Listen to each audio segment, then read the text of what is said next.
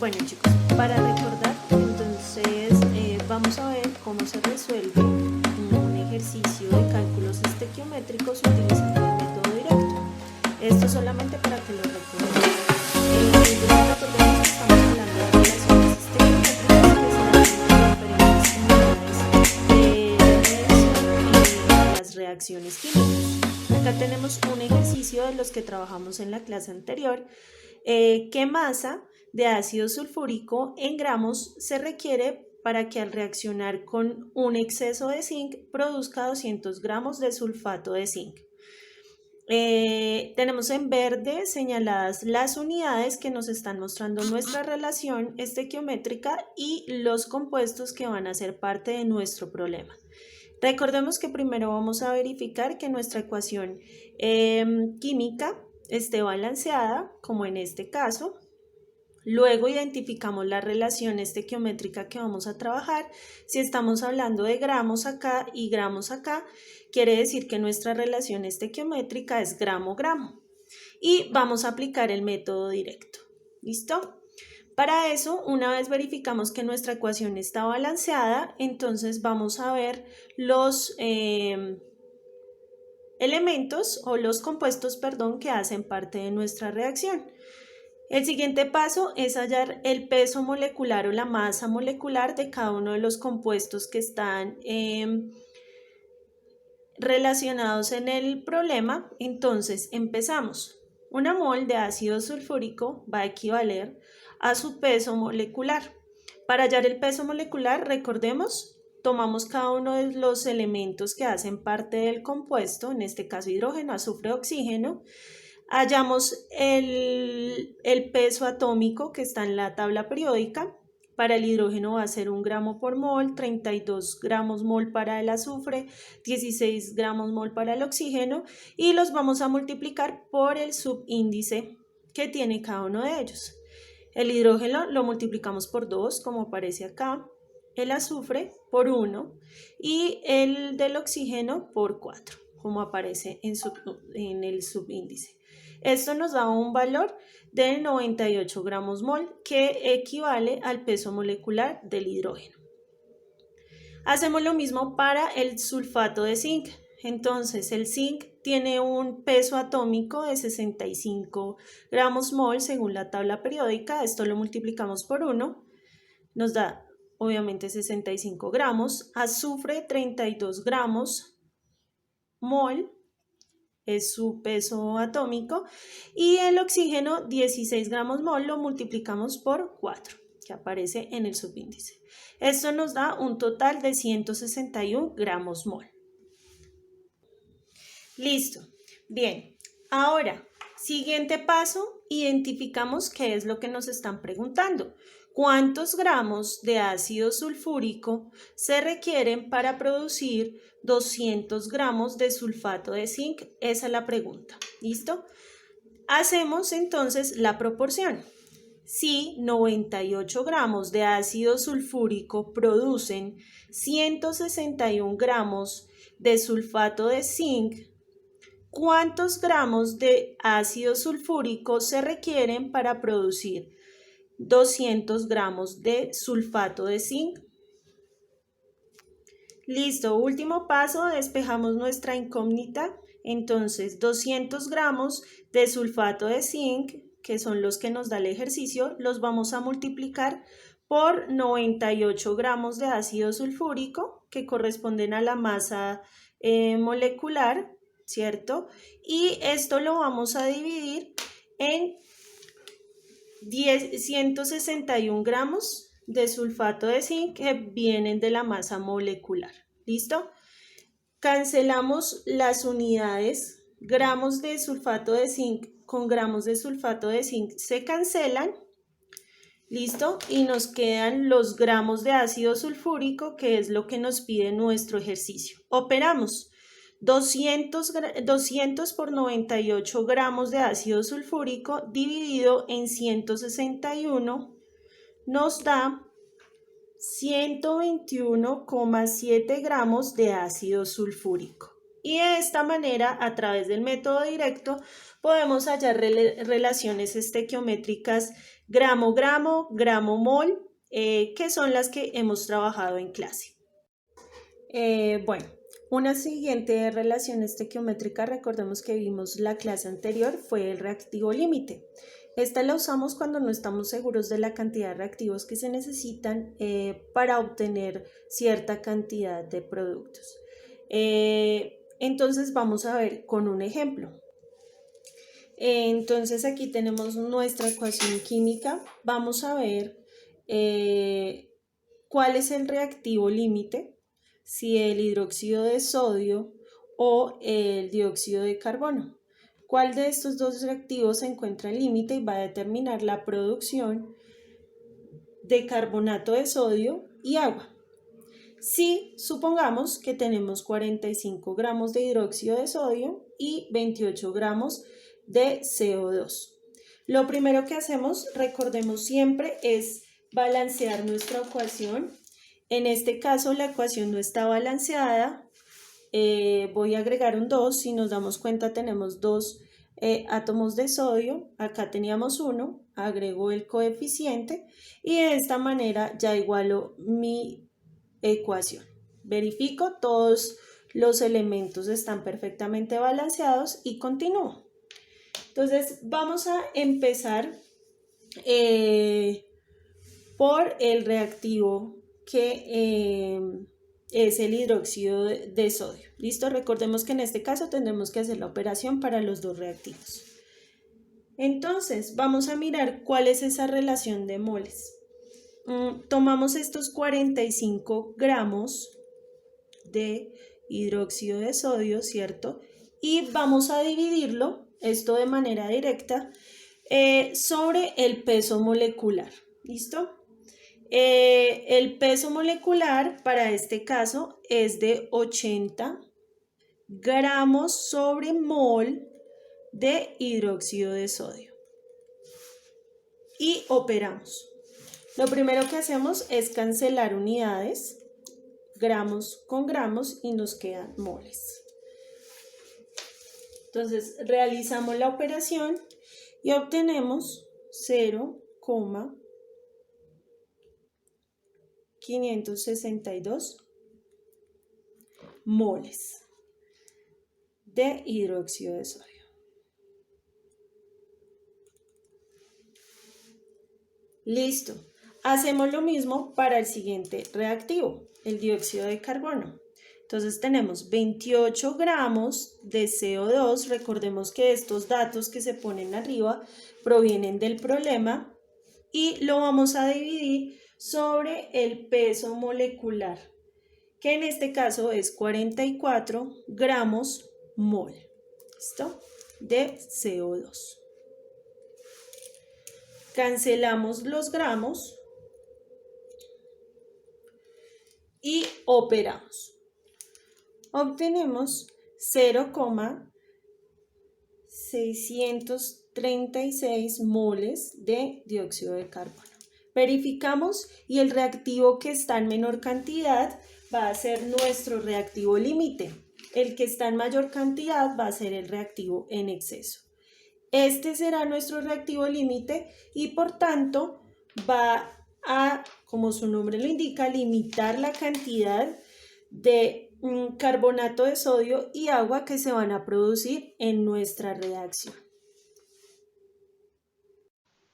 Bueno chicos, para dar continuidad a nuestra clase, entonces hoy vamos a hacer una pequeña introducción acerca de este nuevo tema que tiene que ver con el movimiento de moléculas y fuerzas electrostáticas y va a dar la introducción a todo el tema de las leyes de los gases. En primer lugar vamos a hablar de aspectos generales como estados de la materia, fuerza y energía y pues finalmente hablaremos de la actividad. En primer lugar recordemos que la materia es todo aquello que tiene masa y ocupa un lugar en el espacio, ¿cierto? Entonces hablamos de dos propiedades importantes, masa y volumen.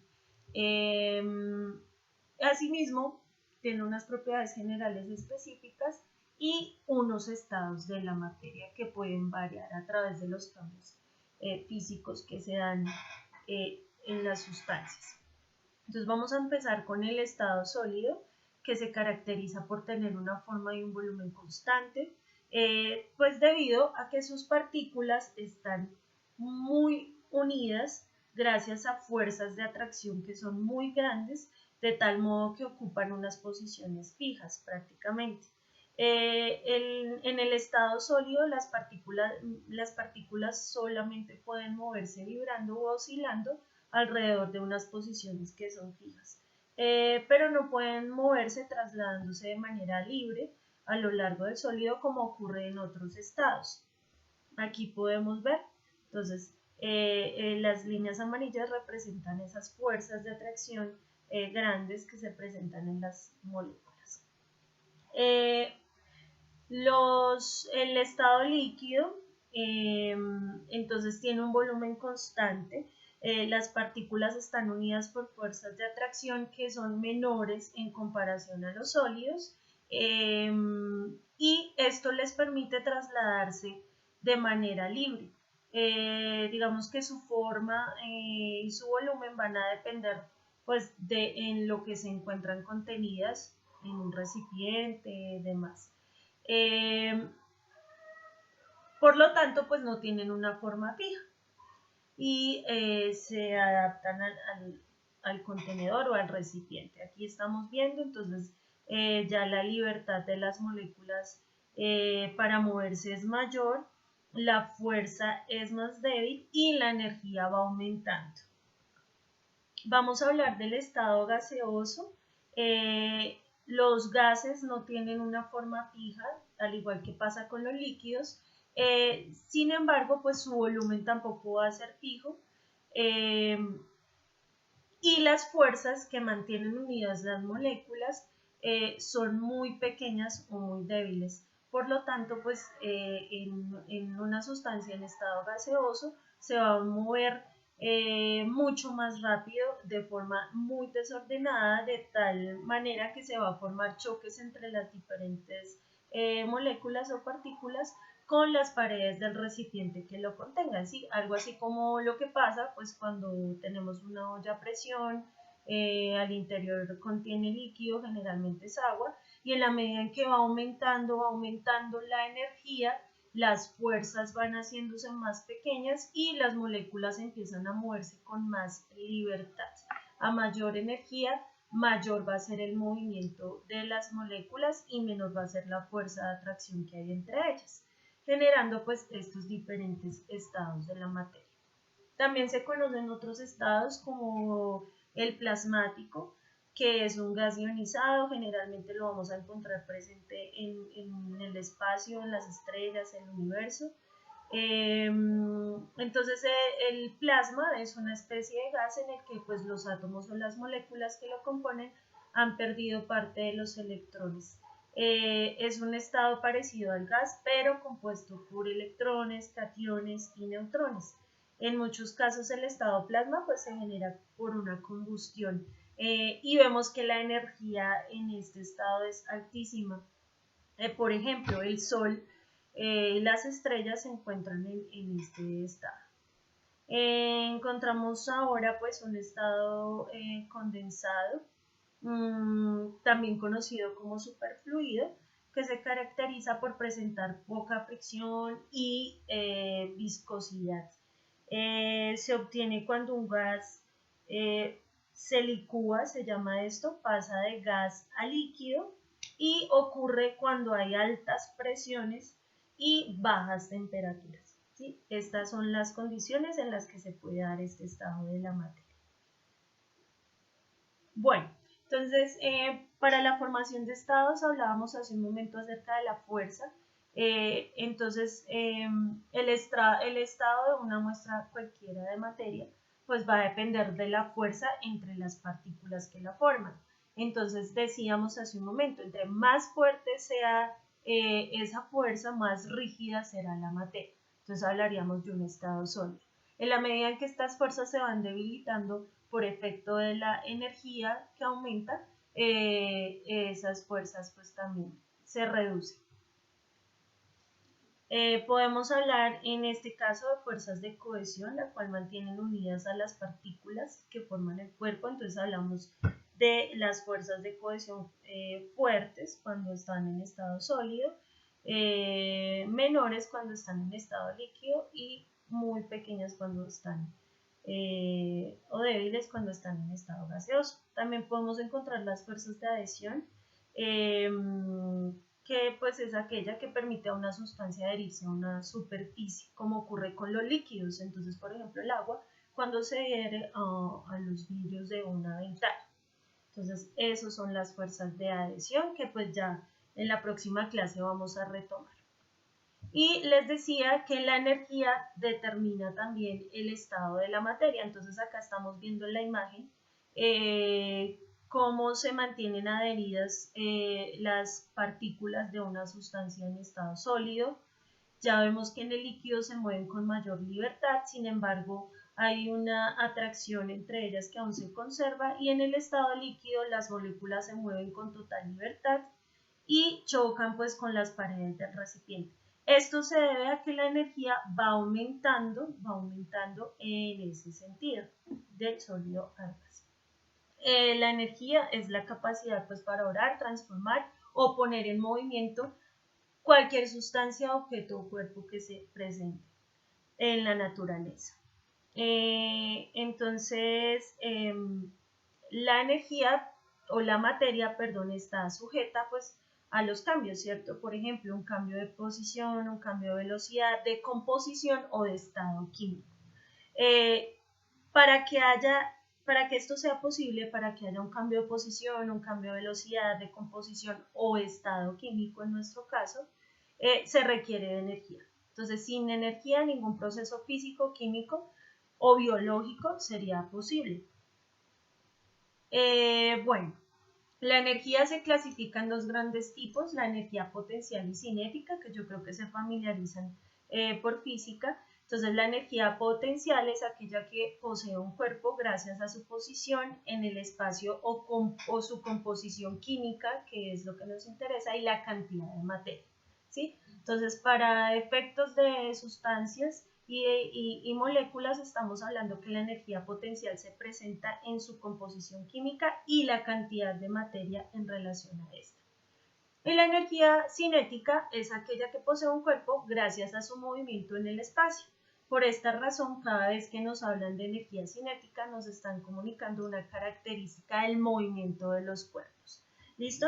Entonces vamos a ver esa energía cinética, cómo se da en la química, cómo se presenta. Entonces aquí vamos a ver un pequeño experimento virtual. ¿Listo? Entonces tenemos unos cubos de hielo. Quiero que se fijen tanto en cómo se eleva la temperatura, y por supuesto esto va liberando energía, y qué va pasando acá con las moléculas y el cambio de estado. Entonces acá se empieza a calentar. Fijémonos qué va pasando con las moléculas en la medida en que se eleva la temperatura. Entonces vemos que estas se van debilitando hasta que pues ya empiezan a moverse con mayor libertad.